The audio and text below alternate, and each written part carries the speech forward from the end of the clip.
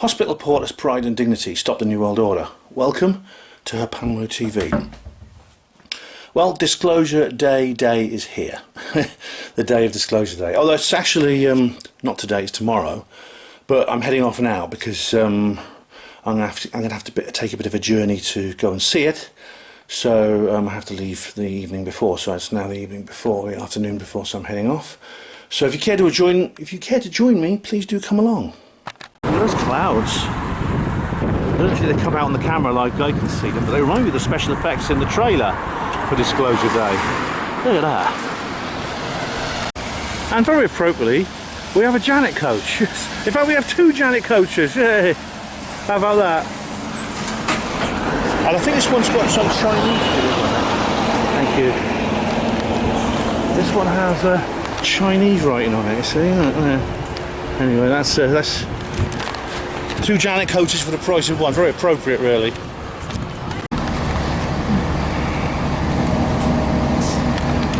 Right, guys, as you can see, I'm on a train. Yes, I am. I've got my dark conspiracy hat on. You haven't seen that for a while, have you, by the way? I've got some other special clothing on, which I'll be showing you later. Yeah, I'm actually on a train. Now, you may think to yourself, well, I thought you were going to go to the cinema and see Disclosure Day, Ben. When are you going on a train? You're going off somewhere, are you? What's up? Well, the answer is I'm doing both.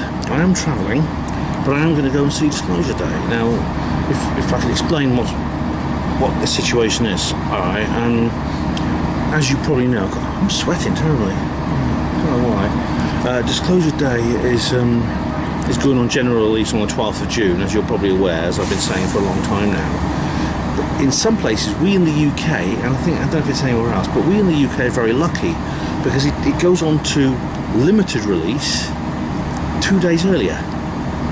Yeah. Wednesday the 10th of June, it goes on to limited release, and Wednesday the 10th of June happens to be tomorrow.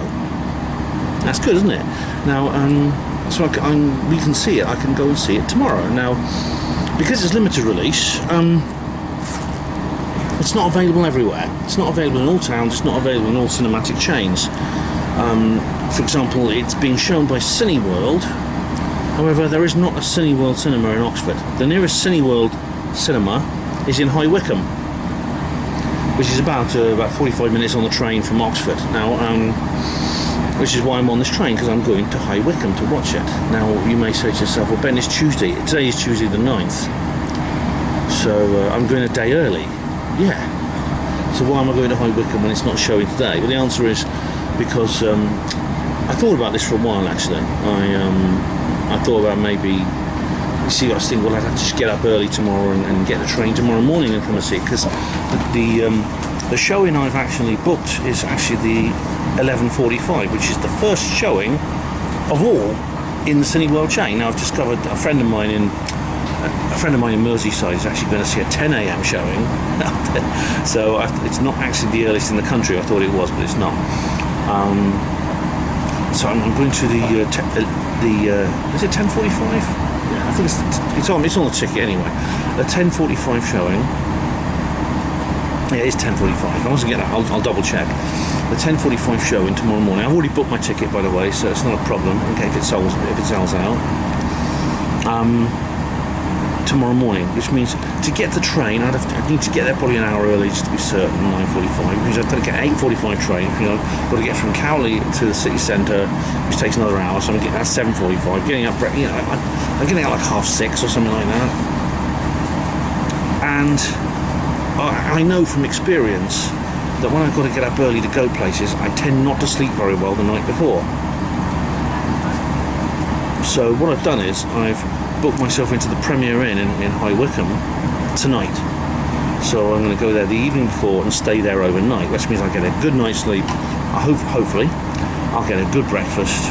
I've already got I've arranged to have the breakfast buffet in Premier Inn, which is fantastic, and things like that. So it means I can take my time.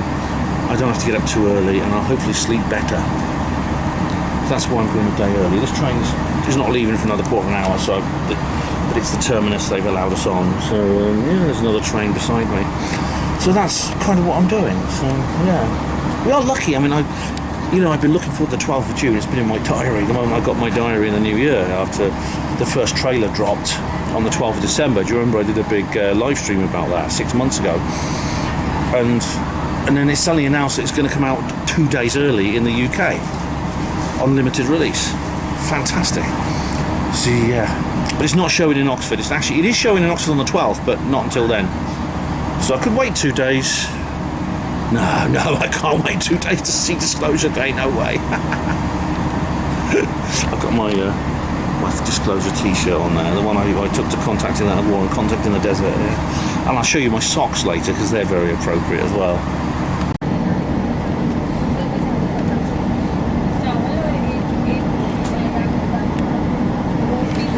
And we're off.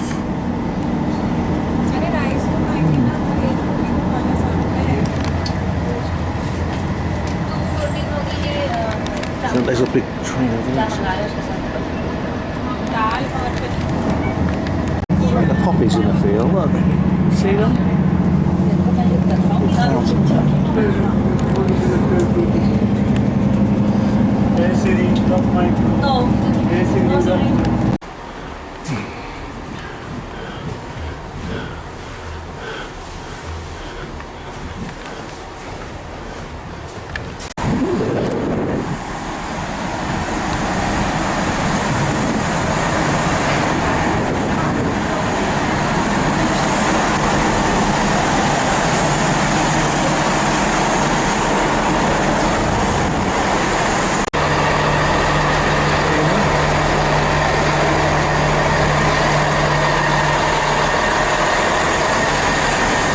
Well, welcome to High Wycombe, everyone. I've arrived.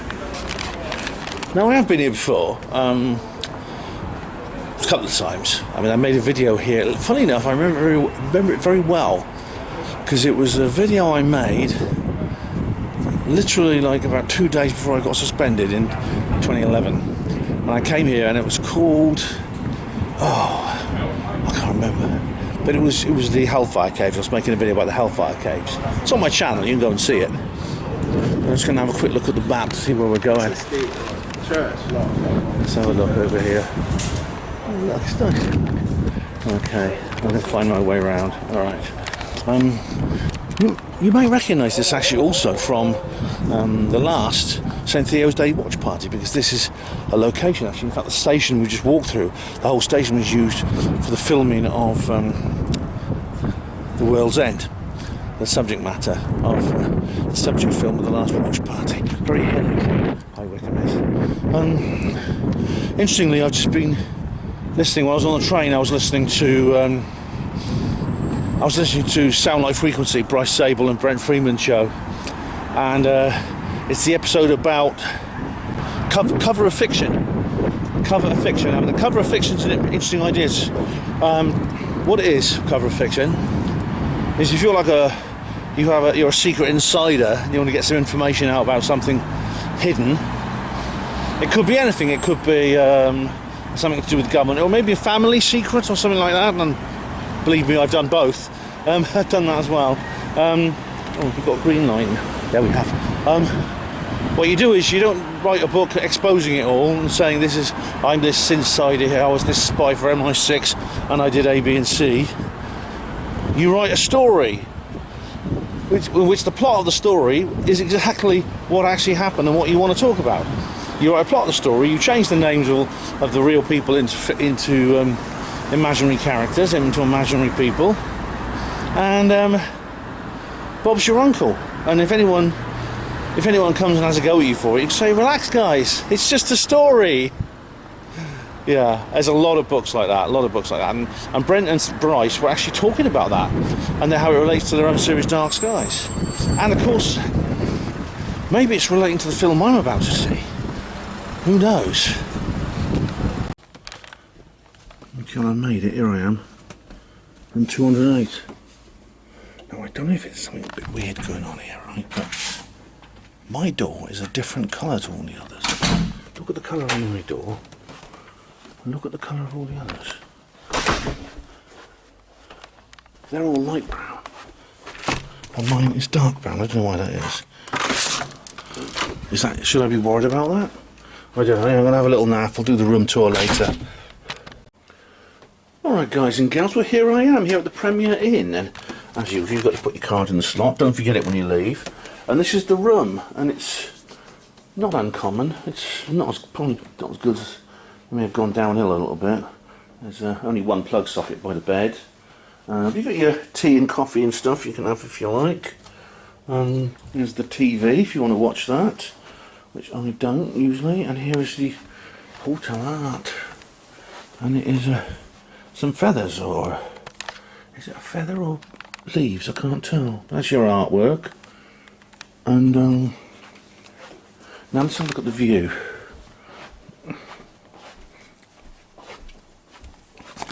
Now there's not really much of a view here because you've got these drapes here which you can pull apart, and they're very thick. I mean, for example, that could have easily been night time back then. These drapes are very good at keeping out the light, but then you've got this view, you've got this fly mesh in between, and I don't see how you actually move that.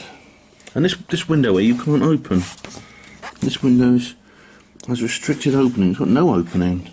So you can't actually see much through the fly mesh. It's a shame, but that's High Wycombe around there, as you can tell. And yeah, that's it. That's all you're going to see of it, I think. But anyway, now let's look at the bog. See what that's like in the bathroom. Let's see. You have the toilet here with the big flush and the little flush. Standard stuff here. Unlike Travelodge, they give you soap and towels. And here is the shower, and there's the bath mat there. There's more soap, and there's a. You have the choice of the Psycho shower or the detachable portable head, or you can just lie down and have a big bath. No sticker on the wall. I must make sure to fall over accidentally on purpose and sue them. Yes, and here's your mirror, of course. There, see, that's great. So, well, I've had a little sleep. I tend to do this. I've actually been doing this for so long now. Well, I'll switch the light off and see what it looks like. If there's enough sunlight here. There is enough sunlight. It's a habit I got into. I don't know how many of the rest of you do this, but I've been doing it ever since I was a hospital porter and did shift work. I tend to sleep in the afternoons. I get what I call the 5 o'clock slump, which is where I just have it. I feel desperately drowsy when I get home from work, and after I've had a cup of tea and a bite to eat, and then I usually sleep for about an hour, then get up, or maybe sometimes an hour and a half, 2 hours sometimes, and then I just have a normal evening. I've been doing that. I used to do that when I was on 6 to 2 shift when I was in a hospital porter, and I've done it ever since. So I had a little sleep, sort of, I do remember, I mean, I wasn't dreaming, I don't think, but we'll check when I go out, but this door is a different colour, isn't it? Do you remember I showed you just now? This door is sort of dark brown to black, and all the others are kind of light brown, so all the other doors are this sort of colour. I don't know why my room... Is there a reason why my room has a different colour door? I could ask. And they could say, you want to make a complaint about that? And I said, no, I don't want to complain. It's just a bit strange. Is this room singled out for some special purpose and they've put me in here for a reason? I don't know. Goodness me, if I were a conspiracy theorist, just think of the ideas I could come up with. Anyway, I'm going to head out now. I'm going to head out. Yeah, and the evening, it was raining earlier, but the evening has turned quite pleasant. Yeah, room 208. What's going on behind the black door? Like that? See any other black doors? Let's have a look.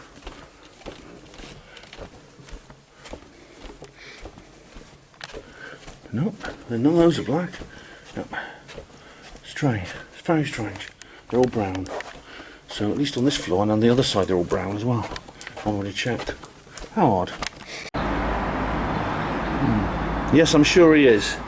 Anyway, this is the road. This is Archway. This is the road outside the Travelodge, not Travelodge, the Premier Inn. And I'm heading this way because I'm going to do a dry run to the venue.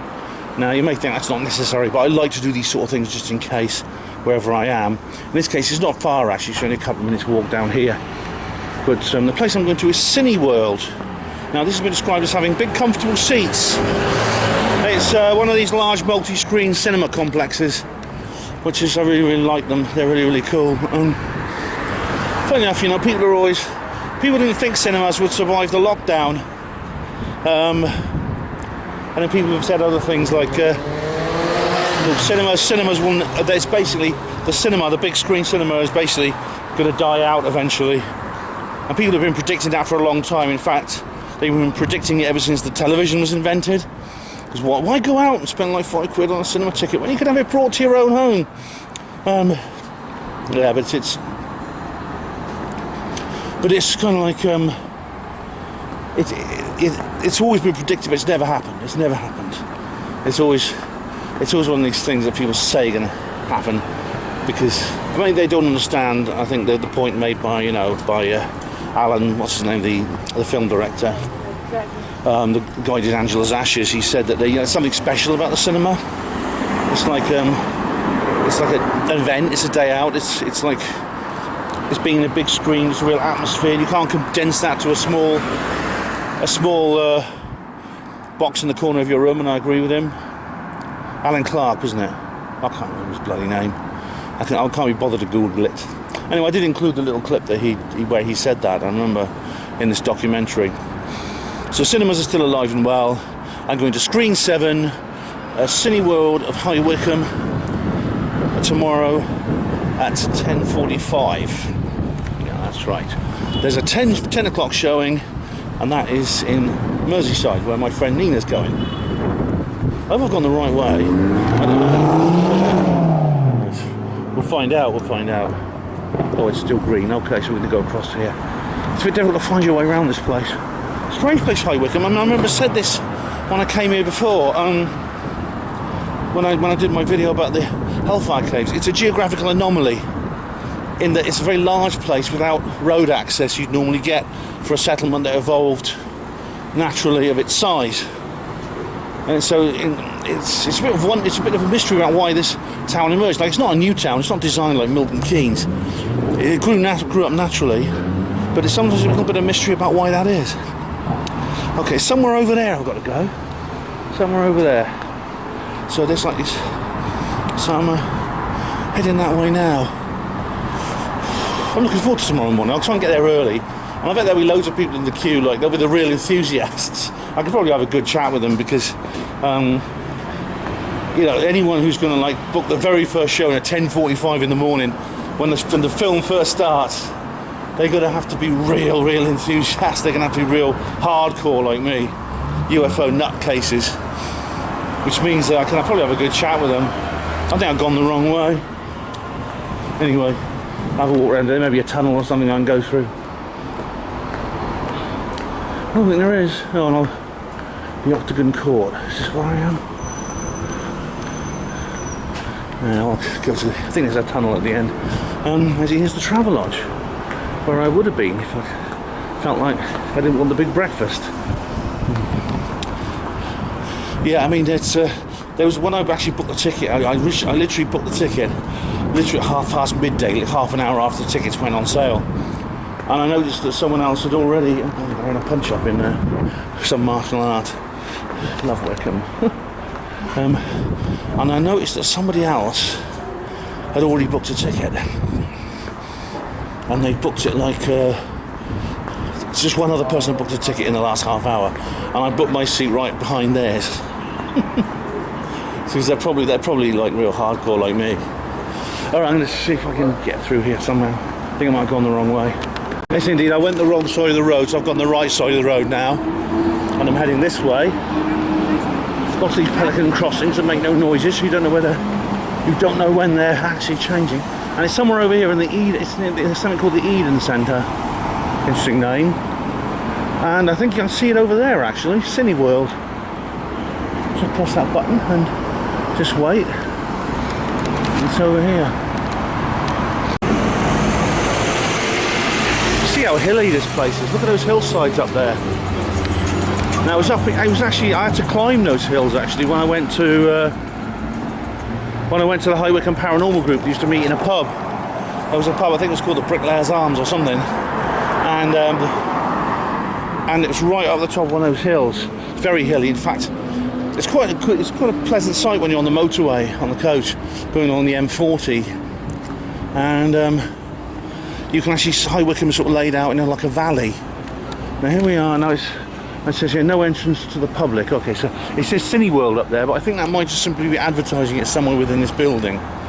Alright, good job we work these things out now, isn't it? So I'm going to head this way. So it may simply be to say, this is this building here, this centre, this Eden Centre, and the Cineworld is somewhere in there. I think that might be the point they're trying to make. Okay, so I think that makes it possibly more clearer.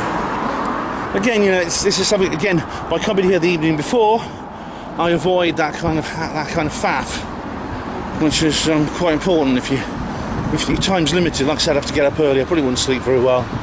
Do you know what, to be honest, there's another reason why I decided to come here the evening before. I didn't really realise I was doing it for this reason, but I think I am. It makes it a kind of occasion. It makes it kind of special, you know, it makes it kind of a holiday. Do you know what I mean? It makes it kind of different to the other cinema visits I've done. I think even, so you know, I was quite glad it wasn't showing in Oxford on the Wednesday. There's M&S in there, I think it's showing. But it wasn't showing in Oxford on the Wednesday because I'd just gone down to the View or the Odeon. So I'd have gone down to the View or the Odeon or something and watched it there, and I didn't really want to do that. Didn't really. So it would have made it just normal, you know. And there's something else. I'll show you what the things I brought with me later, and they're sort of not souvenirs, but some things I brought with me that might surprise you. There's Burger King. I don't think I'm that hungry. I am hungry. I'm going to have to get some food. Let's have a look around here. Maybe it's around here. It's Hollywood Bowl, M&S. There's probably a map around here somewhere. But this is one of these big shopping centre things. It is outdoors. There's a map here on this bowl pole. Usually these things have maps, but this one doesn't. It's just like a pretty pole in the sky sitting up. It says Arden. Alright. And look, there it is. I see it now. Come over here and I'll show you. Cineworld, High Wycombe. Yes, High Wycombe Cineworld. This is where I'm going. It's up here, Cineworld, you see? It's all upstairs. And this is just the downstairs, is just the entrance. But, I won't go in there, but... And there's the bus station. I'm familiar with the bus station. It's that close, there you go. So now I know where I've got to go tomorrow. I've just gone in there and had a look around and just went up there. You've got to go up 2 flights of escalators. So I know where I'm going now in the morning. Just head for the Burger King and you will see it. But anyway, it was Alan Parker was the film director. I knew I'd think of it in the end. I did include his like little... I did include his, what's it called? His little, small little rant in one of my videos, I remember. Okay, so next thing I do is I'm getting hungry, I haven't eaten today, so next thing I do is go and get something to eat. Now, you'll have guessed, won't you? You will all have guessed exactly where I'm going next, don't you? And it's one of the first things, you'll also have guessed it's one of the first things I did when I arrived in High Wycombe. Where's the nearest Wetherspoons? Yes, I have found one. It's not far from here, and it's called the Falcon. And that's where I'm going to go and have something to drink, and I'm going to have something to eat. And I think it's in this direction. There it is, guys, the Falcon. It's a port in a storm. It's an oasis in the desert. It's the Wetherspoons. Well, there's a very nice Wetherspoons now. These flags. That's because the World Cup is starting in 2 days' time. So they've got the flags of all the nations up. There's a picture of High Wycombe. It seems to mix different... This is an interesting picture because it mixes different time periods. There's a very old scene from the medieval times, and there's a stagecoach, and there's a car, but like an old-fashioned car.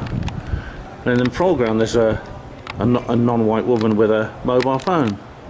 So it's modern, medieval, 1950s or whatever. Yeah, nice image. Nice picture. There's a little balloon up there, look. Very smart. Good piece of mural, good mural. And up here on top of this clock, you have this. It's a sphere of gold. Golden ball. This is known as a bezant, and it's a symbol of High Wycombe. But it could also mean an orb, like Golden Ball Hill in Wiltshire, where there's all kinds of like orb UFOs are seen, including one known as the Amber Gambler. I don't know what these flags mean. Anyway, it's in this place. Having ice cream. Yeah. Very nice. This is good, isn't it? A massive house. I don't know if any of you are old enough to remember that. With fresh pieces. Look at that. This is like the cover of one of David Icke's books, or one of his videos. It's very good. Yeah, well, I'm back at the hotel after, well, I've been, had a meal at the Wetherspoons, the Falcon, very nice. Had some ice cream at that gelateria, very, very nice. It's now just gone 8 PM, and I'm a bit of a loose end. I don't want to go to sleep too early in case I can't sleep through the night, but I'll probably go down to the bar and have another couple of beers. Maybe find some interesting people to talk to.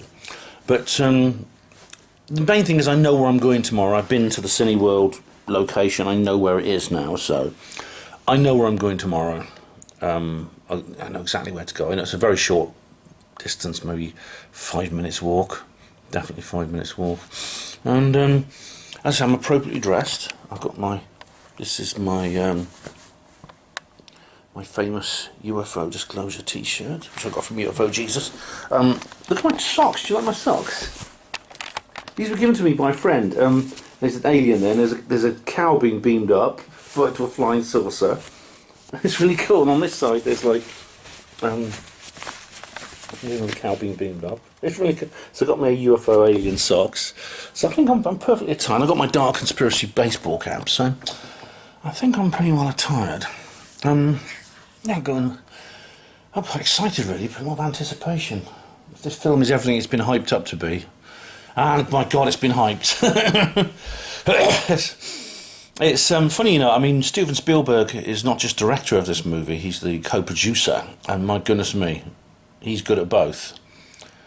What he's done is a work of marketing genius, and the trailers themselves they're more entertaining and more intriguing than some entire movies I could mention. It's really very, very good. It's like I mean, I'm just been on the edge of my seat for 6 months full of curiosity, as everyone else in the UFO community. But now, of course, it's the last few weeks. It's gone beyond the UFO community. It's into the mainstream cinema. It's into the mainstream sort of Hollywood culture. But yeah, excuse me.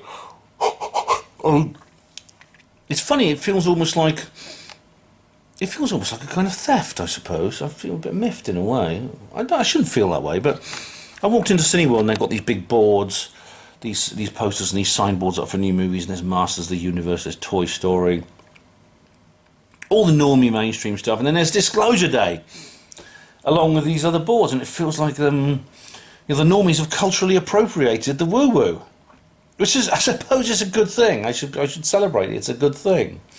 And I can't help thinking, oh, no, it doesn't seem fair. It's not fair. But it's a good thing, and of course it is a big mainstream Hollywood movie from one of the world's top directors. Of course it's gonna go mainstream, and that's a good thing, because if it does have all the themes that we know it does have, we think it does have, it is going to do probably more for the disclosure movement than 1,000 hearings or 1,000 pronouncements by Lou Elizondo. I mean, allegorical fiction is such a good way of communicating. And as you know, because I've done it, it's such a good communication method. And you know, 1984. I mean, just imagine if George Orwell had just written some book, you know, exposing the Fabian Society and stuff like that. He'd be laughed at. He'd be laughed out of town. He'd be a nobody today. But he wrote 1984, which has become an absolute classic of literature. It's a fictional allegory of what he was talking about. You know, there's many other examples of that. And this, I suppose, is what Bryce Zabel and Brett Friedman were talking about. You know, the cover of fiction. Yeah, I should point out this. What's going to happen tomorrow is when I go into the cinema. This is not going to be a roving review. That's coming later. I will do a roving review of Disclosure Day. That's probably Colin. I texted Colin. I will be doing a roving review of Disclosure Day, probably in the next couple of days, because I've got 4 days off work.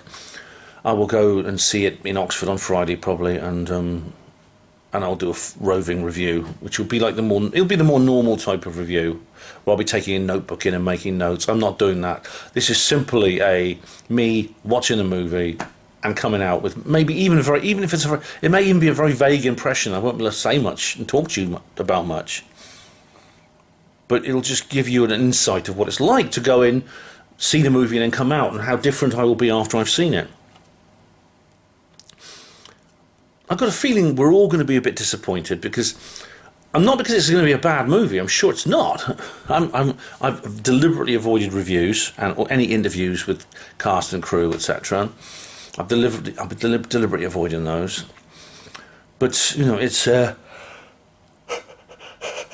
have seen some few headlines saying brilliant, emotional, fantastic, and stuff like that. 5 stars, etc.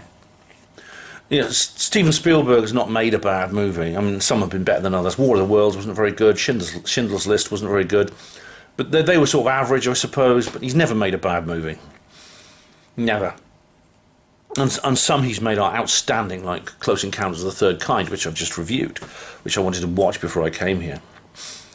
And I mean, I've avoided all spoilers, all the critics and stuff. I mean, it's only been shown so far as previews to critics. But there's a guy on YouTube who he does like UFO stuff on YouTube, and he says, I've seen Disclosure Day, and he says, and he's made a video about it, which I'm not going to watch. But obviously he got like a press pass to go and watch one of the previews. But I mean, there's a basic plot in the trailers that we've seen, and we know a lot about it. We've already been introduced to some of the characters. We already know some of what's been happening and what it's about. We know the basics, which is there's these characters. I mean, one of them is there's this organisation, Ward X, where there's this big control room with all computer screens everywhere, which is run by Colin Firth's character Noah. His name's Noah Scanlon, who's clearly some kind of gatekeeper, some kind of truth embargo manager, Illuminati person. But we also know he has like psionic abilities, because that's that thing when he's lying in the seat wearing a gum shield, you know, obviously going into some kind of trance or remote viewing. There's Margaret, who is the woman in the red dress, very Matrix, doing her weather report, and she starts making weird noises. And we also know she's somehow connected to Daniel, who's Josh O'Connor's character. Funny enough, there was an interview with Emily Blunt, actually, which I didn't watch because she was sitting next to Steven Spielberg. She was in costume, interestingly. She had her hair styled and the red dress on. Obviously, she was in costume for her character.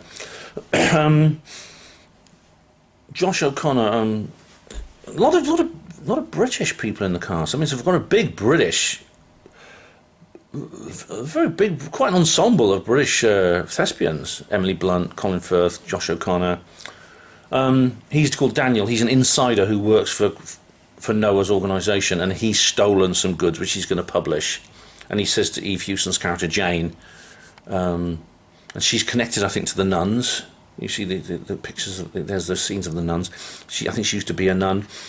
He says, disclosure for the whole world. And then you also know that he's connected to Margaret, because they were abducted together as kids, because there's the young, you see them, and you also understand that he understands Margaret's noises, the clicks and the weird noises she makes.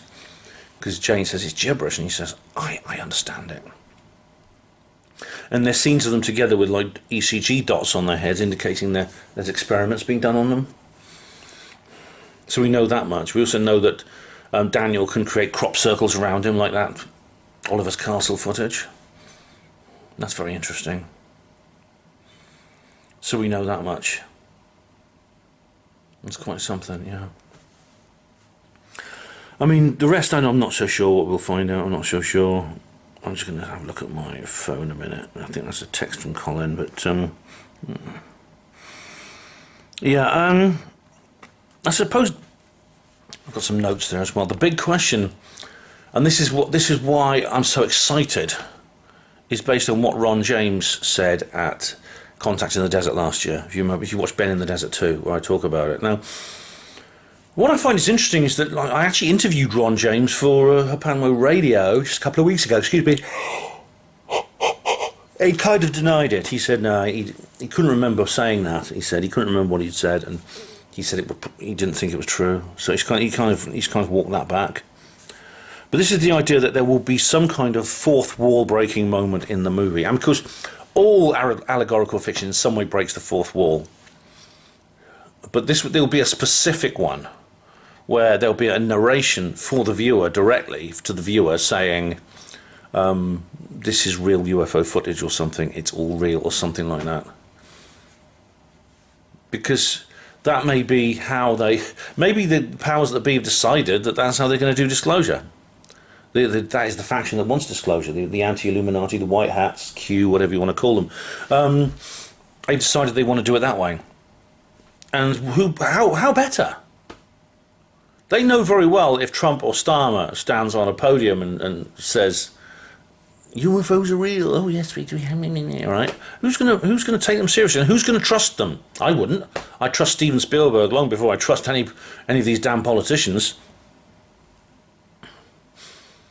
So there could be that what I'm going to see tomorrow will be that fourth wall breaking scene where you will see, yes, it's all true. It's all been true all these years. Everything I've been laughed at and ridiculed for, everything we've all been laughed at and ridiculed for, it's true and it's in the movie. And when you see the movie, that's when it's revealed. Wouldn't that be something? It's probably a good way to do it. Because of this concern that the elite have for ontological shock. I mean, it's demeaning in a way, as I've said before, because they're essentially, it's a demeaning way to look at people, and it's insulting and it's belittling. It's reducing us to the level of frightened children or farm animals, which is probably how they see us. It's how they see us. But you know, the idea that well, we can't tell the people because they panic. Indeed, Noah, the character Noah in the film, in the trailer, he says this will overturn everything in the world as we know it. Once you've done it, there's no going back. You know that the Noah Scanlon character says that. But then the thing is, he's not panicking. He's not. He's fine because he's one of these superior people, one of these elitists. It's the mere civilians who panic. It's such a bloody middle finger, it really is, to us all. I'd give him a middle finger back, I'll tell you. Elizondo did a speech where he made this strange phrase. He says, the way to approach it is to be sober but not somber. And I'm not sure exactly what he's meant, because Elizondo sometimes talks in riddles, and the backslappers think he's all a shill. The backslappers think he's a shill. The thing about the backslappers is they really pissed me off so much. Because, you see, they've never actually acknowledged this big blunder they made over Jim Sullivan, which I've talked about before. Jim Sullivan, who died of an accidental drug overdose in his hotel room just before he was due to give testimony in Skiff. And then when it's announced, of course, the backslappers just shrug their shoulders, when the fact of the matter is the backslappers are the people who've been saying for the last 3 years this man didn't exist, because we've all heard about him. He's been Elizondo and Grush have talked about this guy. They've just never mentioned his name before. He's been anonymous. And he's dead, and now they can reveal his name. And the backslappers, for over 3 years, they've been saying this man doesn't exist. Elizondo just made him up because he wants to sell a new book. I'm hoping this will make them think again.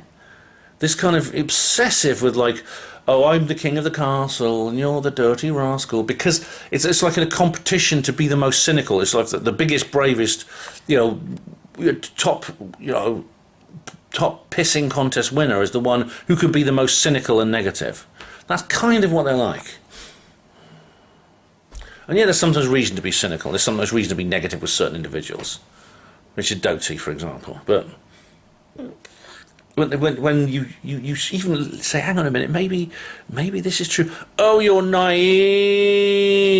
You're not superior like me. And I've identified two kinds of backslapper. There's the paranoid backslapper, which is the usual kind.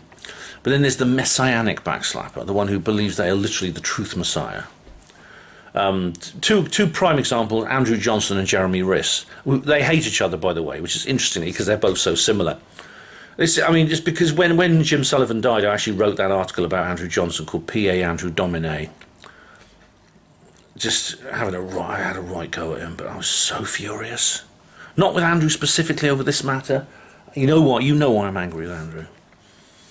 It's to do with Ian R. Crane, but over the fact that the backslappers, they just, I mean, maybe, could it be that those stupid sort of lowbrow, midwit, sort of like pseudo-sophisticated hot take industry type pronouncements about Jim Sullivan may have made him want to say less and come out less, which means his life could have been saved otherwise. I don't know that. I don't know if it could have been. Certainly, it's not the kind of intellectual environment a lot of people do want to come out. It's what Ross Coulthard calls puerile. Yeah, definitely, absolutely. It's a bloody sham, and it's so unbecoming of people who call themselves open-minded. But you know, tomorrow could change that. Millions of people tomorrow in Britain are going to, or probably 100,000 or so people in Britain over the next 2 days are going to see Disclosure Day. Millions more around the world will see it from Friday. Maybe it will be a turning point. Maybe it will be a 100th monkey moment. Maybe it will be the disclosure moment with that fourth wall breaking scene. I brought this up on Avi Loeb's blog in the comments section because he wrote something about Disclosure Day. And I said, could that happen? And someone wrote underneath, no. And I said, well, you don't know. You haven't seen it yet, nor have I. Let's just wait and see, shall we? But the backslapper never wants to wait and see. The skeptic never wants to wait and see. You know, never. As I said, what I would call a sensible skeptic is if you say, look, I've got a photo of the Loch Ness Monster. A sensible skeptic will be let's have a look at it, let's examine it, let's subject this to scientific rigour. Right? That would be that's a skeptic I can deal with. But you know, the skeptic who's considered the best one, the skeptic who's considered the most skeptical of skeptics, he doesn't do that. He's the one who goes, no, don't show me that photograph. Take it away from me. I don't want to see it. I know it's not real. I know it's not real without even looking at it and examining it. I just sense it. I just feel it that it's not real. I just know these things aren't real. But that is the ideal skeptic. That is the perfect person. That's the perfect skeptic. Oh, this skeptic I knew once said, he said, when Oumuamua was coming through the solar system, he actually posted it in his Facebook group. It was an East Anglia group. I'm 100% sure that Oumuamua is a natural object. And I said in reply to him, I said, you're 100% sure that Oumuamua is a natural object? And he says, yes, absolutely not a single doubt in my mind. And I said, are you aware you are the only person in the entire world who knows that for sure? The only person in the entire world. What secret information do you have that other people don't? Have you got like a super sophisticated telescope that's better than any in the world? And he just was stumped by that. But that's the kind of thing I'm talking about. Definitely. Anyway, now something's happening, right? This is interesting. This is another thing that's interesting. You know, the day before Disclosure Day drops here in Britain, that is today, it's probably already happened actually, David Grush and a few other people are going to go to the steps of the Capitol building and have a press conference about disclosure. And I'm actually interested to see it. So I'm actually going to go. I've got full Wi-Fi on here. That's another reason I came to Premiere Inn, because they have good free Wi-Fi. And I'm going to see if I can watch it. Look, this is not a full souvenir video. There's no need for one of those, but I thought I should let you know that I've actually I brought with me my browser copy of Roswell Rising, the last of the second edition, without Roswell redeemed on it. It's not for sale. I'm not going to try and sell it to anyone. This is not for sale. It's like an old browser copy I use for reference. But I brought it with me. Why? I'm not sure. You know. I actually think I just saw it lying there. I thought I'll put it in the bag with me when I take it with me to High Wycombe. I think it's just some kind of talisman. I think really there's a superstitious side to me, and that's why I brought it with me. It is a kind of symbol, a talisman of good fortune. That's why I brought it. I think it's all subconscious. I'm not sure. very Here it is. seriously. Happened earlier, We, the 2 people, hours ago. are finally hearing James accounts Fox. in a credible setting We've got Eric from Burleson, first-hand U.S. Tim military Burchett. personnel about highly advanced, unknown craft that fly rings around our So I frontline can't fighter jets. I can't even go on bloody landscape mode. With President Trump's unprecedented directive to release UAP files, we are seeing more and more of these type of craft captured on various government sensors, and I'm told this is just the beginning. One of the aspects to the phenomenon that's spoken about with less frequency are close encounters of the third kind. Reporting by witnesses of entities of non-human sentient beings connected to the craft. Don't take it from me. Some of these reports come directly out of the United States Air Force's own files. In fact, the very scientists who coined the phrase close encounters of the third kind investigated cases for the United States Air Force. Which of course gave the movie its title. Let me just try to see if I can arrange this better.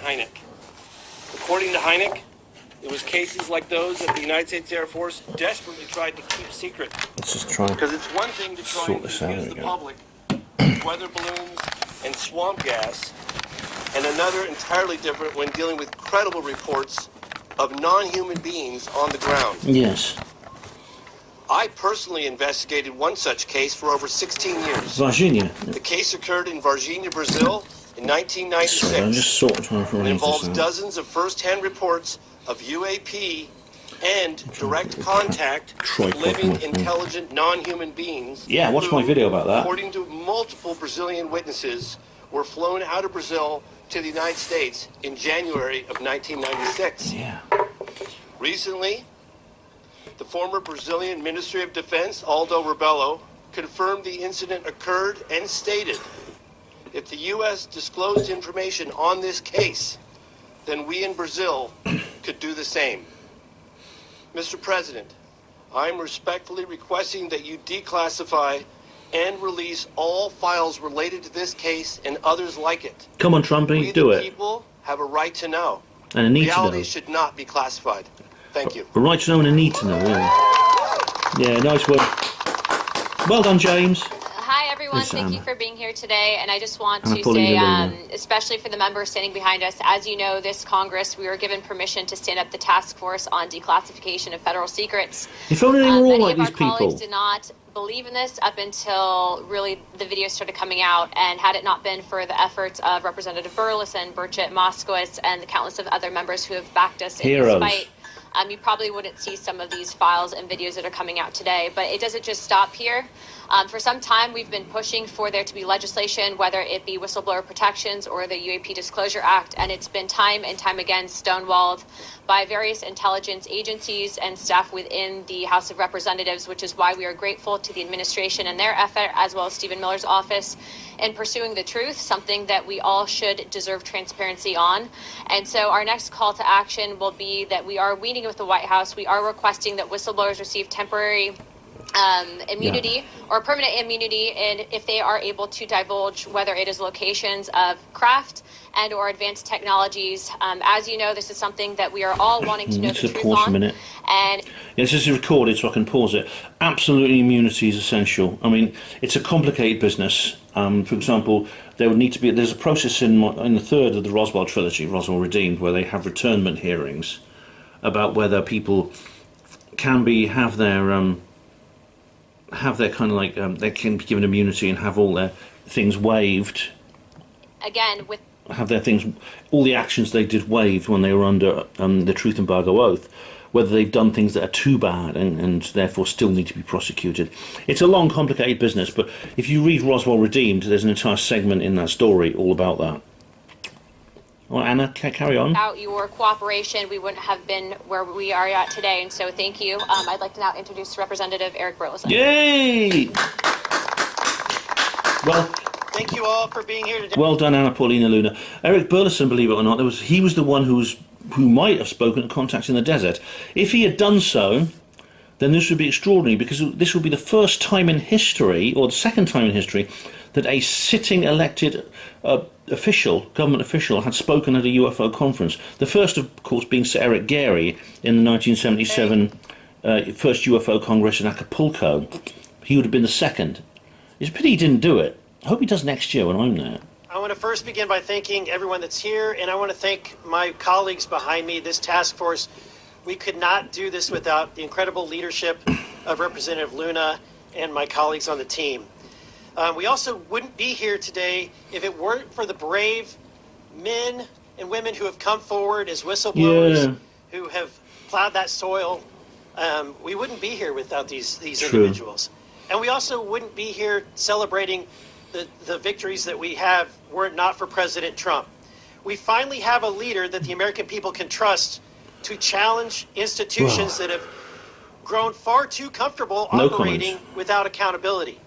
For decades, the American people have been treated like children, told that our government secrets that they don't get to know. Don't ask, don't expect answers, just trust the process. Well, the American people are done with that answer, and I'm done with that answer. Over the last 3 years, we have made more progress on this issue than at any point in modern history. That's true. We've held hearings. We've reviewed Russian and Brazilian records, including a formal FBI inquiry into the '96 Varginha incident, where witnesses alleged the Brazilian military captured non-human entities and craft and buried the truth. Yeah, dozens of witnesses. Today, Aldo Rebello, who was the Ministry of Defense at the time, came forward and admitted that this event was true. Can you believe that? Yeah. The Minister of Defense of Brazil actually admitted that Varginha was real. I didn't know that. That's extraordinary. Targeted inquiries into MIT Lincoln Laboratories, MITRE, and every government agency that's been connected to UAP. We've worked with lawmakers across 4 continents. We sought answers on cases like Matthew Sullivan, a would-be whistleblower whose tragic death deserves far more scrutiny than it has received. Matthew is Jim Sullivan. His name's Matthew James Sullivan, but Burleson is talking about the same person. We've obtained video evidence, including the MQ-9 footage of a UAP incident off the coast of Yemen, delivered to my office through what can only be described as a Tom Clancy-style dead drop. Someone felt that they had, now think about this, someone felt they had to secretly hand information to an elected official, a member of Congress. Why would anyone fear bringing information to Congress? They shouldn't. We are no longer asking hypothetical questions anymore. Congress is requesting specific records and videos. These agencies and contractors know that they exist, and we're going to get them released. We continue to receive credible claims of recovered craft and reverse engineering programs that may have operated for decades outside of any oversight. Those claims point to specific facilities, contractors, records, and people. Congress has a constitutional duty to follow them, and that duty does not vanish because someone stamped a document classified 30 years ago. It does not vanish because some bureaucrat says so. It does not vanish because a program has become so compartmentalized that even elected officials are expected to look the other way. The Constitution gave Congress oversight, authority for a reason. No elected bureaucrat has that authority. This information is not yours to keep. No. It belongs to the American people. They own it, and they deserve the truth. The most important people in this story are the whistleblowers. David Grush, Admiral Gallaudet, Dylan Borland, Jeff Nusatelli, and the many others who haven't been named yet. Their careers were upended. Their families were torn apart. They endured an avalanche of stress, all because they believed this information belongs to you, the American people, and they attempted to and tried to get it to you. Some will say that they should have used more proper channels. To hell with the safe way. Proper channels. The safe way proper protects channels the are system. designed to cover it up. These are people who simply wanted the American people to see what they know, and they deserve protection. They deserve our respect, and they deserve a second chance. And we are at a different time. This is the age of disclosure. Mr. President, I'm asking you directly, waive the non-disclosure agreements that still bind these patriots. Yeah. Grant immunity to anyone and everyone who has already come forward and everyone who will come forward. Open the door and let them speak. Because unless people know they will be protected, why would they come forward and step forward otherwise? Why indeed? Yeah. It is time that we flip the script entirely as well. It has been said by people in positions that know that even presidents have been kept on a need-to-know basis, that Navy pilots, admirals, and generals describe programs to senior officials that commander-in-chiefs were never briefed on, career bureaucrats who view presidents as temporary help, here today, gone tomorrow. That is not classification, that's a constitutional crisis. Transparency must be the default in the United States of America, and it should be required for those with knowledge to come forward, not wait for us to ask. There must be real penalties for officials who knowingly withhold information from Congress. Playing dumb is no longer acceptable. Yeah. Hiding behind classification is no longer acceptable. Mr. President, you know that the agencies lie. You know that firsthand. They have lied to you. They have lied about you. They do not cooperate easily, and they never have. This is the moment. Use the authority that you have, Mr. President. The American people are behind you. And everyone listening today in government, working for a contractor, retired, anywhere in the world, come to Congress. Come to these group of people. We will work with you. This is a worldwide call for action. And what you know, and help us please release every record, every file, and every piece of information. The time is now. Thank you. And with that, I'll yield to... Nice. Eric, he's one of the best. Yield to the General, Mr. Perry. Eric Burleson's one of the best, honestly. Be brief, be brilliant, be gone. Well, it's good to be with you all, and it's great to be with my colleagues and people that want transparency in America. And just like my good friend, Mr. Burleson, Representative Burleson, said, this isn't the government's information. Unless there's some kind of national security element that's going to imperil our safety, this is our information. Yeah. We should have it, every single bit of it, and you shouldn't be crazy, and you shouldn't have your reputation destroyed because you want to disclose. This is our government. This is our country. This is our information, and damn it, we demand it. God bless you. Yeah. Short but sweet, whoever that was. There's Garrett. Thank y'all. My name's Congressman Tim Burchett. Tim I know Burchett. y'all got up this morning and said, "Dadgum, I He's hope so I get to cool. stand out in the heat and listen to some redneck talk and for too long." Well, I'll keep it short. I am a redneck, proudly. But it's a pleasure being here with you. I want to first salute the bravery of these folks standing back here on the back row for their guts. This country was not created by a bunch of meek pansies. It was people that took a stand, and these fellows took a stand, and thank y'all so much. I really appreciate that. I appreciate my colleagues in Congress.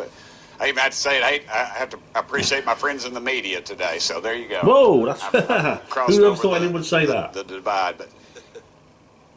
You know, I talked to the president about this issue, and he kept his word to me. He kept his word, and I think that's important. But I think we also need to remember, too, when I'm sitting in a skiff and some little punk in a man bun tells me the president's on a need-to-know basis, folks, that ought to tell you right there what we're up against. We're up against corruption. We're up against a cover-up. This thing's been covered up at least since 1947. Dadgummit, the public deserves the right to know. It's your dadgum tax dollars. It's not about little green men or flying saucers. It's about what are we spending all these millions and possibly billions of dollars on that these idiots tell us don't exist. Yeah, and exactly. yet we turn right around in the skip, and then they tell us they do exist. This is a cover-up. Huge amount of resources to tell We things know don't it. exist. We demand the answers, and dadgummit, we're going to get them. Look, we got one or two bites at this apple. Please be careful about the false. He's so cool, man. I love Tim Burchett. Yeah, if UFOs didn't exist, wouldn't it be obvious? Why do they have to spend millions and millions of dollars researching them and then keeping on saying they don't exist? Oh, we're going to spend another $1 million just to check, just to double check. It's so obviously fake.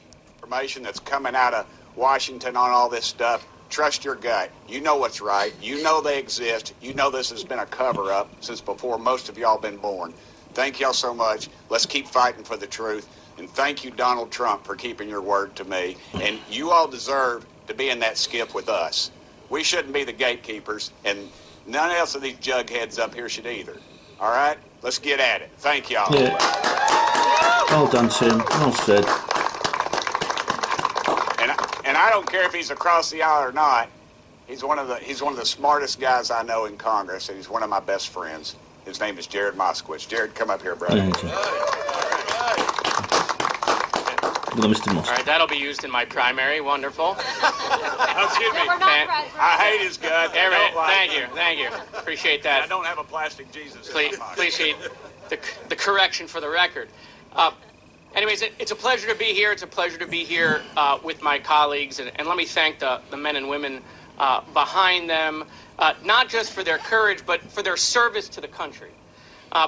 And that's what's changed. I mean, look, this conversation started years ago with people like the late Harry Reid, and then Marco Rubio and Chuck Schumer, and now my colleagues and many others in the House. But one of the things that changed is the quality and the caliber of people who are coming forward, who have served our military, decorated people with the experience, airline pilots, and the technology in our hands, and the technology that our military has. That's what's changed. And what's also changed is we started asking questions, very simple questions. And this is what got me interested in the topic. We would ask questions, and they would then push back. And we would ask more questions, and the pushback became more significant. We would try to put language in an amendment, in a bill. What would you tell a man who only performs when the deadline is on fire? That's not a discipline problem. And they would oppose it. They would secretly go to the chairman of committees to strip that language out. Yeah. And that became That's what they've been doing with the Schumer amendment. They were hiding something. Deliberately. Why? And so listen, I don't Of course know they're hiding what something. the full truth is, but I know we're being lied to. And the American people know that also. And so look, the time for disclosure is now. Disclosure today, disclosure tomorrow. The American people have a right to know. That's John Podesta. We know about these advanced technology programs. We know they come out of Area 51. They did when we went to kill Osama bin Laden with an advanced technology helicopter that Congress never funded. There's trillions of dollars missing at the Bin Pentagon. Laden died in 2002 of Where kidney does that failure, money but never go? mind. And so it's time for the government to come forward. And what we need is we need your help. All of you here. I get asked this question by people in my community more than anything else. What does the government know, and why aren't they telling us? Yeah. The American people can handle it. They can handle it. I trust them. And it's time that we tell them the truth. Thank you. Yeah, nice one.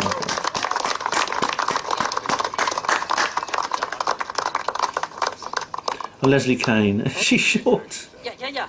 My name is Leslie Kane. Give her a stool to stand I'm one of on. the reporters who wrote the 2017 New York Times story that fundamentally changed the conversation about UAP. In the years that followed, members of Congress met with Navy pilots and received classified briefings. Some came to realize that the observed objects were highly unlikely to be American, Russian, or Chinese technology. But nobody would publicly confirm what they were. Then, in 2023, the conversation changed again. Former intelligence official and whistleblower David Grush met with members of Congress, providing them with detailed information about covert government programs that he said possessed craft of non-human origin. This had been hidden from congressional oversight for decades. I was privileged to have interviewed Mr. Grush extensively before publishing his story with my colleague Ralph Blumenthal 3 years ago. 6 weeks after the story broke, Mr. Grush testified under penalty of perjury in an open congressional hearing. While under oath, he spoke about an ultra-secret crash retrieval program and stated... That's a good point, actually. I thought Grush would tone it down once he was in Congress.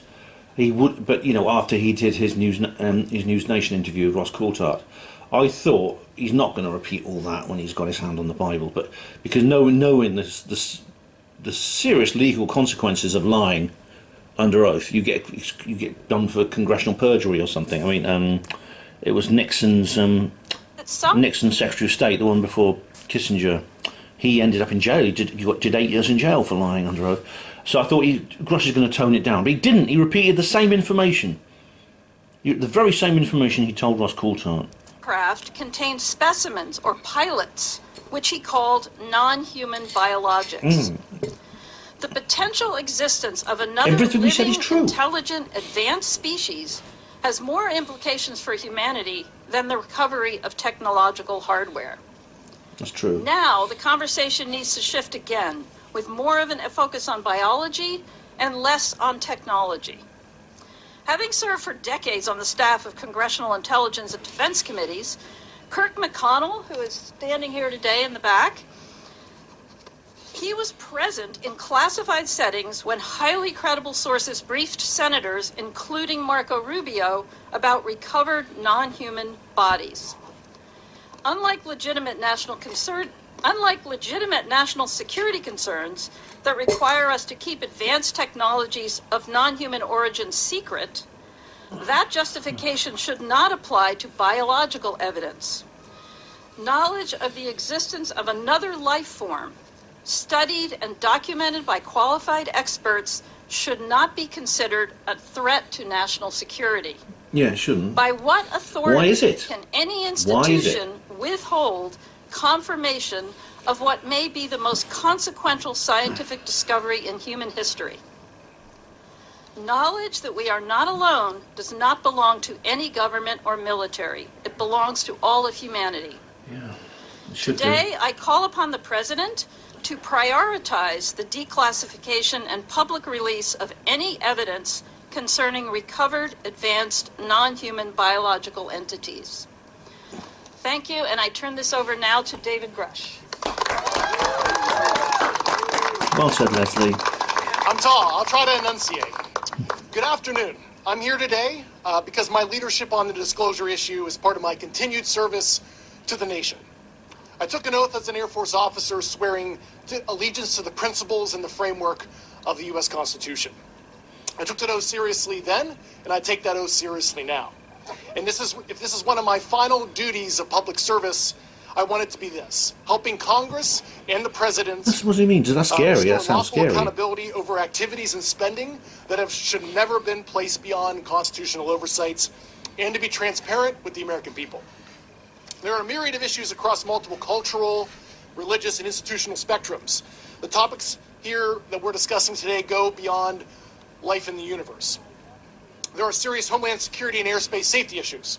There are relevant counterintelligence and technology protection issues that must be taken in consideration. For decades, unknown objects have freely operated in restricted airspace in large metropolitan areas and critical infrastructure, and the agencies responsible for securing the homeland cannot adequately defend against it. This is a serious national security issue.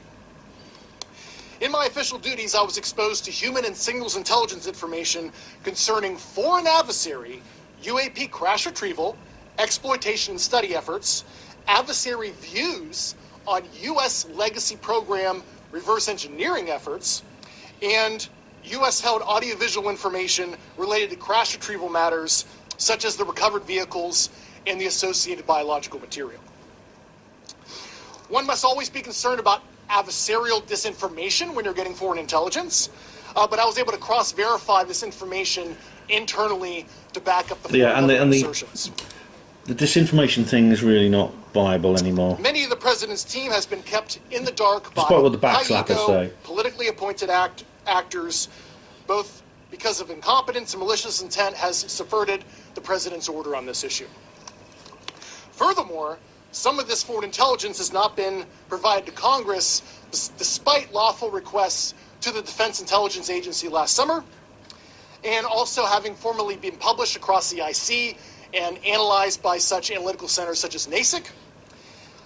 These records belong under congressional oversight, and I believe DIA should stop obstructing Chairwoman Luna's task force and provide those documents to Congress and enter it through mandatory declassification review so the American public can see some of the foreign intelligence I had access to.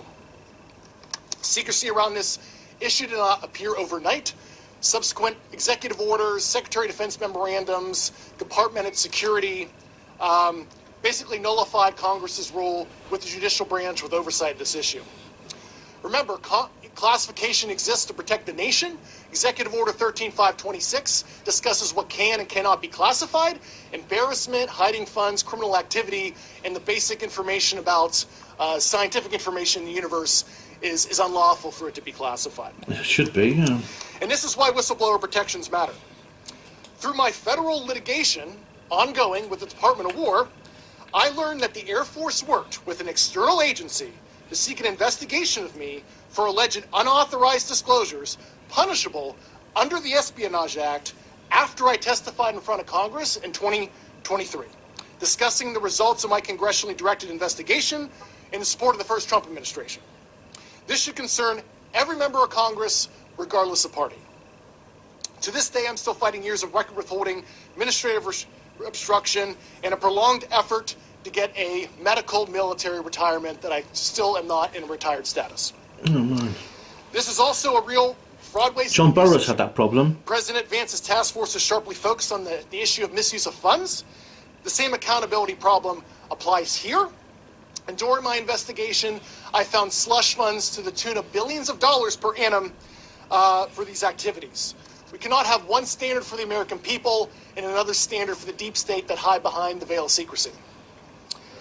President Trump has the authority to create an enduring legacy of government transparency, accountability consistent with national security protections. Disclosure should not depend on leaks. It should not depend on the public taking my word for it or anyone else's. American people deserve more than vague denials and selective releases of prior administrations, to include through troubled organizations such as ARROW.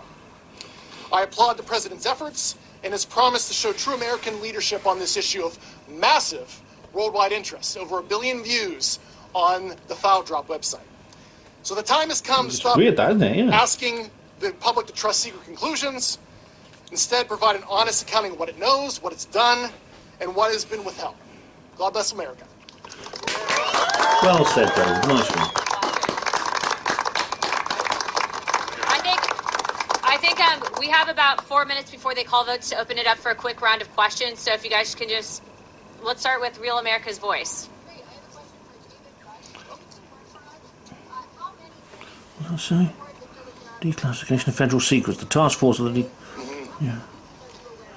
I certainly don't have the compendium. I was going to say this... from corporeal, bipedal... This task force for the declassification of federal secrets, that's an official government body. This is not like some fringe lobby group here. That task force was established by President Trump. So even though they're on the Capitol steps like some kind of protest, this is official. This is totally official. Type life to, you know, what I would consider like sentient plasmoid life, but there are several that the U.S. government is aware of. Blimey. Yeah. Okay.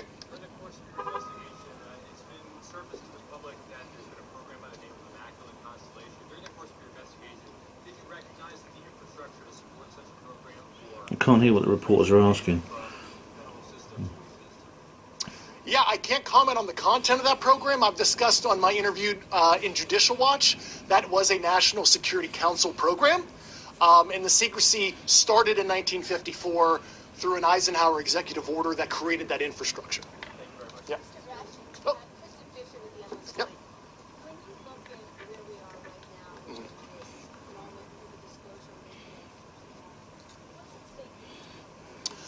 I think the sovereign contract between the citizenry and its government, I think the institutional rot that the lack of transparency in this issue is possibly going to cause an untenable socioeconomic condition if the government is not transparent, akin to certain other, I don't want to say the Epstein files, that's a dirty word, but yeah. we could have that kind of scandal if we're not transparent on this issue. Absolutely, yeah.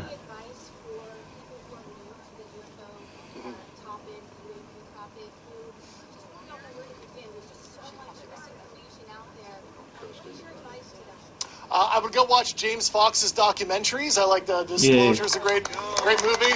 Yeah. That's a good primer. So, and I also, there is a declassified 1971 Australian formerly classified secret assessment that a couple years ago was put in the Australian National Archives. I encourage people to read page 7 through 16, and that was the nuclear branch chief of the Australian government discussing the U.S. cover-up and the involvement of the CIA was the thing back with in the 70s. Cruikshank That's guy, actually wasn't a little-known document that is publicly Ross Coulthardt's friend.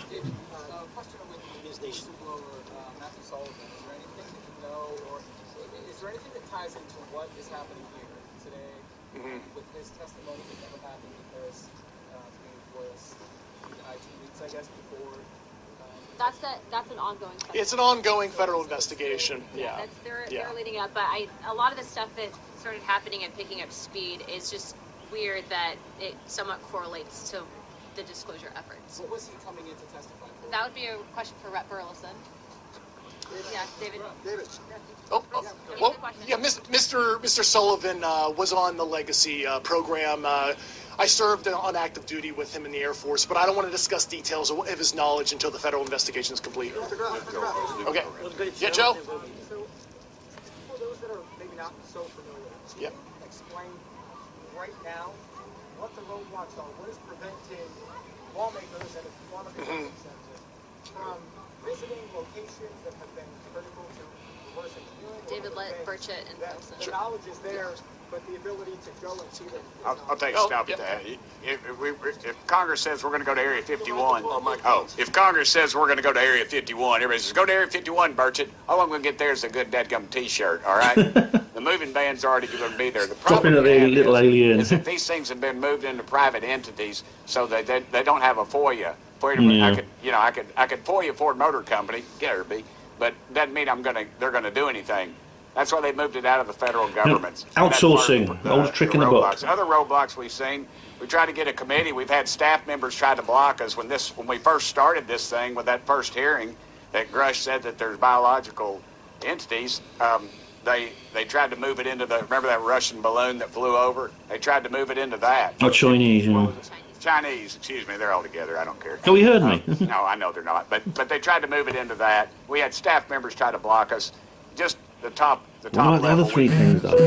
What's that? We had a member of Congress come in and just try to disrupt the meeting, So someone disrupt texted me. Rush, throw him all these trick questions, and he answered every dadgum one of them just right off the bat. He knocked it out of the park. So. What's this? Before we have to go, Oh, it's a this is picture, the last huh? question. We do have a meeting set up with the White House. The White House is going to play ball on this. So as Rep. Burleson and Burchett has stated, they are following through on everything that we are sending them. So the next course of action and something that they are willing to entertain is if you are an intelligence official or have knowledge of locations of materials, and in doing our due diligence and following up the task force, they are considering, and I do believe that they are going to be providing immunity permanently, Good. so that people can't be hit with a violation Perfect. of the Espionage Act. So Finally. again, there's a lot of people that have a lot of information, but it's really, can we prove it, and what information can we then bring forward to the American people? So we are still relying on you guys. Wait a minute, let the guy with he's had his hand up the whole time, ma'am. Go ahead. Right, there goes the bell.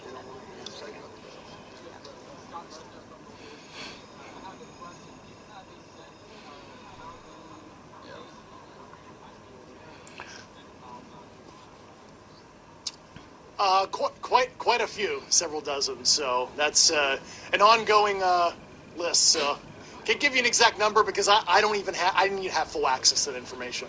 This reminds me of the NASA press conference. Several dozen. Yes. Yeah.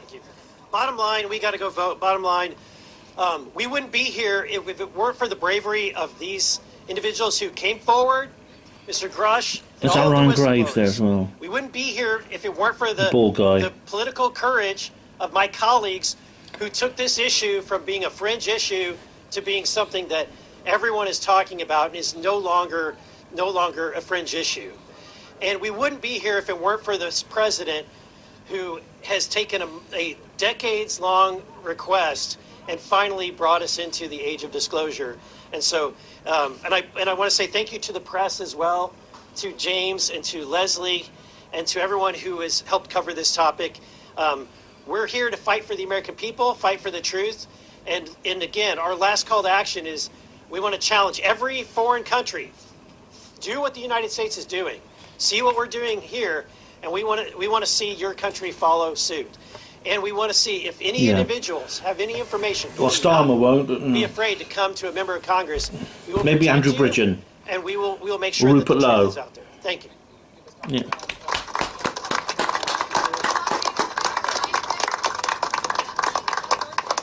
It's the Capitol behind them, see. It's shady. Y'all are the media. You'll figure it out. Of course there's something going on. You had 14 rabbis, 14 preachers, 14 used car salesmen disappear. You'd be asking questions. There's something going on. What? It's the missing scientist mystery. And Nothing to do with UFOs. I think he's just ill. What's the biggest wow that you've seen, Congressman Burchett? Well, since you bear a striking resemblance to Steven Spielberg, I'm going to answer this. But Matthew McConaughey is going to play Tim Burchett in the Tim Burchett story. Okay? I can't talk about it. That's the problem. I think the guy who was in Breaking Bad would be better. I got to go. Thank y'all. Hey, tell your people to call their dadgum congressman, all right? We want disclosure. That's all you got to say, disclosure. Yeah. That's the end. Yeah. Wow. Kristen, when you grab that, thanks for having me up. How can I assist? Just see precious. See anyone you recognise there? Just checking the people. Oh yeah. It's quite a crowd.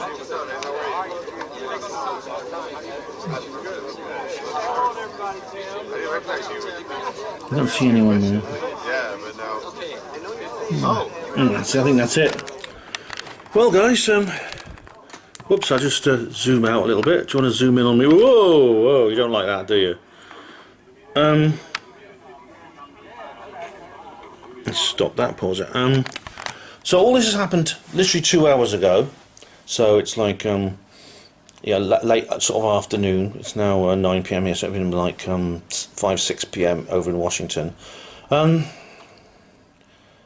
a bit earlier actually. Yeah, it'd been like afternoon time after work. All that is happening literally the day before Disclosure Day drops in the UK. 3 days before it drops elsewhere. I mean, what's going to happen on Friday? Well, I mean, what sort of things have they got planned for Friday when Disclosure Day drops everywhere on general release?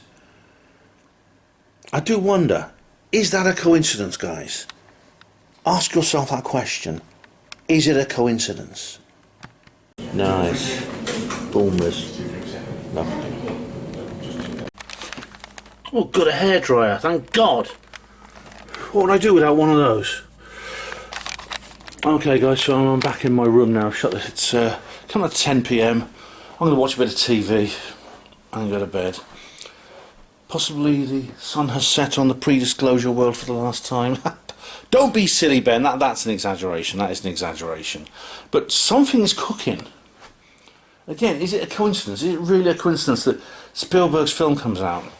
Possibly with a fourth wall breaking moment. Possibly a disclosure moment.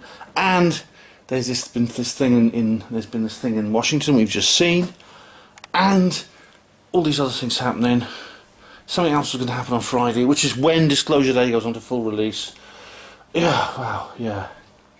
This time tomorrow, by the end of tomorrow, probably, I don't know, 20,000 odd people will have seen Disclosure Day in the UK, including me, hopefully. Yeah, I don't know. You never know. It could have an unbounded effect. I mean, it could be, like I said, that it'll raise the level of awareness, like I said before. Wow. History's being made, ladies and gentlemen. But first of all, you know, if I'm going to make anything of this historical moment, I have to have a good night's sleep. That's why, main reason I've come here early, and I'm staying the night here. So, wish me luck. Wish me luck I don't get any insomnia or anything. And I'll have a nice breakfast in the morning and head off to the cinema. So, yeah. Yeah, good night, ladies and gents. It's, good morning, everyone. You can't see anything out of there. The dew on the window as well as the insect in there. But yeah, it's Wednesday, 10th of June. It's about 7 in the morning, and wow, could this be Disclosure Day? And by disclosure, it is Disclosure Day, but could it also be Disclosure Day? And when I say Disclosure Day, I don't mean the film title. We shall find out anyway. Time to go and get my Premier Inn breakfast. Okay, guys, it's 1 hour to go. It's 10:45 AM. The showing is actually 11:45. For some reason I thought it was 10:30 or something. God knows why I thought that. But anyway, I'm leaving the room in a minute. 1 hour to go. So I'm leaving the room in a moment. Trying a last look round, checking if I've got everything, and I'm trying to keep myself grounded. I mean, you may have noticed actually that you may have noticed that in yesterday evening and this morning, I was slightly ungrounded. I was in a slightly ungrounded mood. I think maybe watching Close Encounters didn't help, because like I said, it's a very idealistic movie. It's almost like alien invasion in Glastonbury, you could call it. But yes, I was waxing lyrical earlier on, wasn't I? You know, about Disclosure Day. I'm going to try and keep my feet on the ground from now on. Right? As I approach the cinema, I'm going to go in there and just completely blank my mind of all my previous prejudices. Alright, I'm going to try and... I mean, it is possible this will be like some transcendental moment of revelation, but it's probably just a movie. It is probably just the people who say it's just a movie. Probably it is. I mean, it's probably going to be a pretty good one. I mean, like I say, Steven Spielberg really is so proficient and now has all these years of experience behind him that it's unlikely to be a bad movie, but it probably will still be just a movie. And I'm going to try and judge it according to that, rather than what my expectations are. That's what I'm going to try and do. Because if I don't, I'm going to come out of that place probably crying my eyes out, saying, "Oh, it was rubbish. It was nothing like what I wanted. It was nowhere near as good as I expected. Where was the dead alien body they were going to show us for real?" I'm not. I don't want to be like that. I mean, no doubt some people watching this film are going to be like that. And when I get back, no doubt there'll be lots of posts on social media by people saying how gutted they were that wasn't in it. Now, I've been avoiding all commentary, all reviews, all interviews, every piece of information that's currently available about this movie. I'm avoiding, and I won't look at them until after I've seen it. But you know, at the end of the day, it is an emotional thing, and because I am so emotionally wrapped up in this issue that it's hard not to let myself get carried away. It is hard not to. I'm a passionate kind of person. I'm not a naturally pragmatic person, I must say. So I'm going to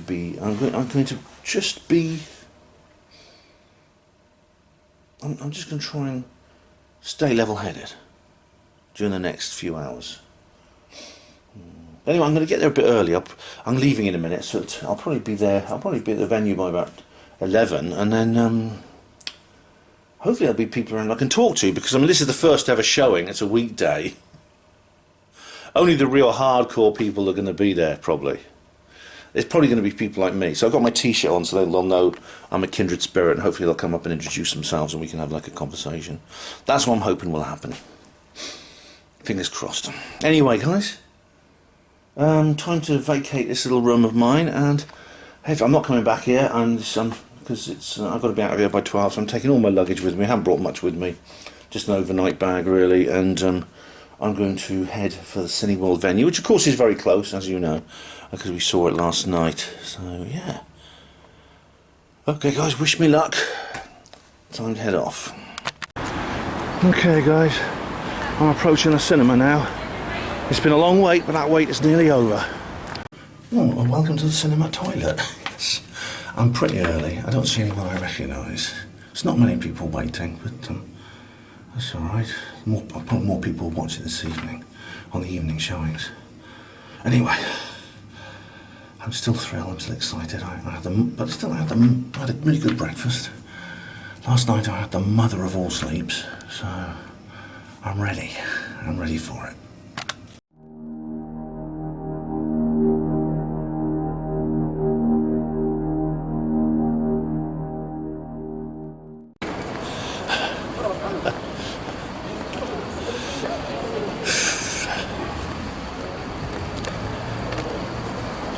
Well, the deed is done.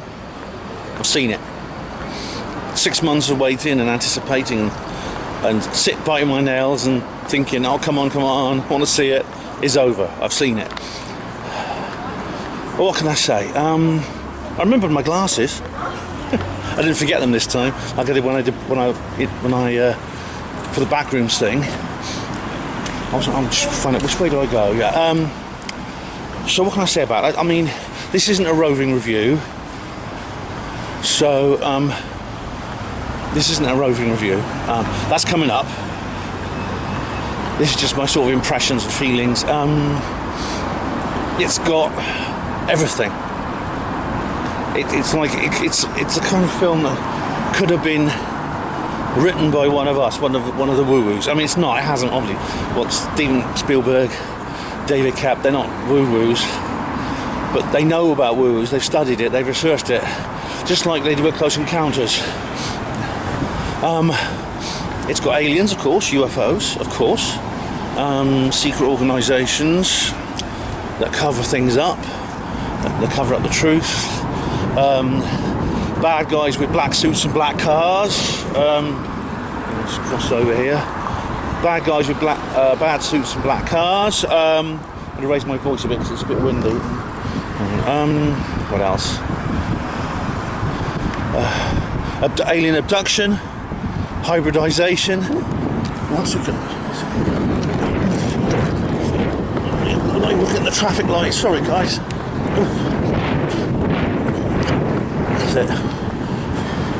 Alien abduction, like I said, hybridization, also psionics, mind control, remote viewing, teleportation, alien artifacts, reverse engineering, what else? I'm trying to go through it. Yeah, media subversion. Oh, and a bit of wrestling. Yes, it's got wrestling. Do you like wrestling? Brian Spragg will enjoy this. Yeah, so that's kind of it. As I said, it is unique. This is a film that was made backwards, like I said. Spielberg actually announced it before he even started it, and there was a huge amount of publicity long before the title was even announced. Everyone in the UFO world has been going crazy about this for God knows how long, even before the first trailer. But in the last 3 weeks, the normie world has discovered it, and maybe they won't be normies for much longer. I don't know what to say. I'm running out of words. Was I disappointed? Like I thought I might be? Absolutely not. It wasn't quite what I expected, but it was no way was it any worse than I expected. It was, and whether it does this fourth wall breaking thing, I don't know yet. I mean, there's so much in it. There's so many different images and scenes, including like a series. There are a series of what could be or might be real. There's even one scene that looks to me like the Penturk incident. Oh, anyway, I've got to go home. Oh, and there's more. There's this empath versus psychopath thing as well. I didn't expect that. I didn't expect it to have that in it, but this sort of empathy versus psychopath. It means if you are an empath, it's comforting if you are an empath that you feel, because in our world, of course, it's the empathics. It's the empaths who are the people with the disorders. It's the psychopaths who are the good citizens in the world we have now. And this film sort of throws that into question, and I like that. Incredible. Oh, right, yeah. So, anyway, I've seen it. Time. I've got to start contacting people now, talking about it. Start watching some of the interviews and reviews now, and then, of course, I'll start working on plans for the roving review, which will be coming up in the next couple of days. Thank you very much. All right, I'm calming down now. The sort of like fallout is beginning. I just spoke to a friend on the phone about it who'd just seen it as well. I've texted Colin. He's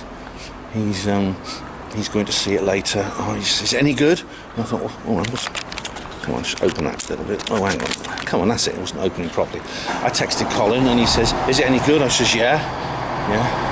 The train's leaving.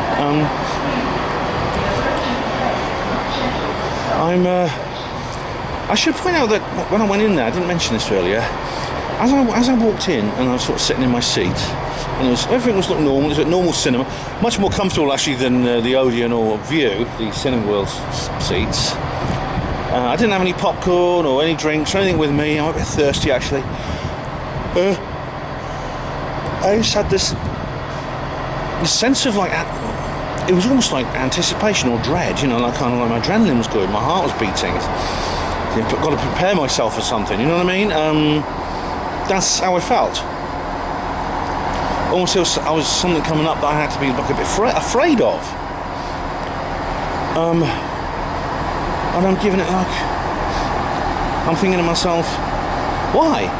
It's almost like, you know, it's like almost I was going in for a dentist appointment, you know what I mean? As if I was about to go through something worrying or unpleasant. Maybe I was scared that it was going to be something that's really going to make me feel overly emotional. I might have a kind of Boudica moment, you know, kind of thing. I didn't, but it is like an emotional story in a way. And I am a kind of like, as you know, I'm quite an emotionally highly strung person, and I do have like things like Boudica moments. But I didn't.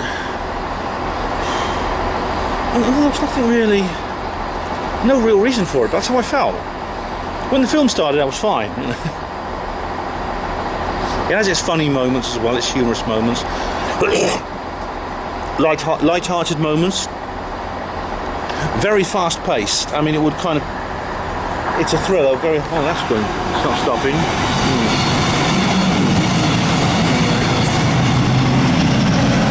Bye. Very, very fast-paced thriller, I would say, as well. It would satisfy Dan Brown fans, certainly. Lots of excitement, lots of chases. Yeah. Oh yeah. Oh, I'll say more when on the roving review. I didn't speak to anyone in there. There was no one in there who sort of came up and said hello. Funnily enough, like despite it was the first showing, there was probably only like about a dozen people in there. Probably because it was like midday, and this is Wednesday. Most people are at work. This evening it's going to be packed out. It will be packed out this evening.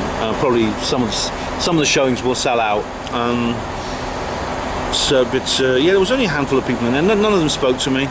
The person who was supposed to be sitting in front of me probably sat somewhere else because you didn't have to sit in the assigned seat because there was like no shortage of space. So that's the thing. I mean, if you are off during the day and you want a bit of peace and quiet, that's probably the time to go. You know, crowded cinemas can get a bit much because you get more people chatting, more noise from the popcorn, people scrunching popcorn, that kind of thing. You know, it's fun to be in a packed cinema. You know, as Alan Parker said, you know, you're sharing the experience. But if you want to watch a film seriously, definitely matinees are the best time to go. Oh, you know what? I'm actually on a bit of a downer right now. Didn't expect that, and I'm wondering why. Because the film wasn't a letdown. No anticlimax or anything like that. It's, you know what it is? I no longer have the anticipation. Looking forward to it and wondering what it was going to be like was part of the fun, and now I don't have that anymore. I know what it's like. Obviously, I'll discover new things about it as I rewatch it, but I know what it's like. I've seen it, and now I'm looking to the future thinking I now have an eternity where I will know what it's like and won't be wondering anymore. And so that fun has gone. Strange, isn't it? I didn't expect that. Oh, well, I'm home back in Oxford. Just over 24 hours after I left. It feels longer than that. But I'm back. Haven't seen Disclosure Day. That's it, really. Happy Disclosure Day. Thanks for watching Panmo TV. Hospital Porters, Pride and Dignity. Stop the New World Order.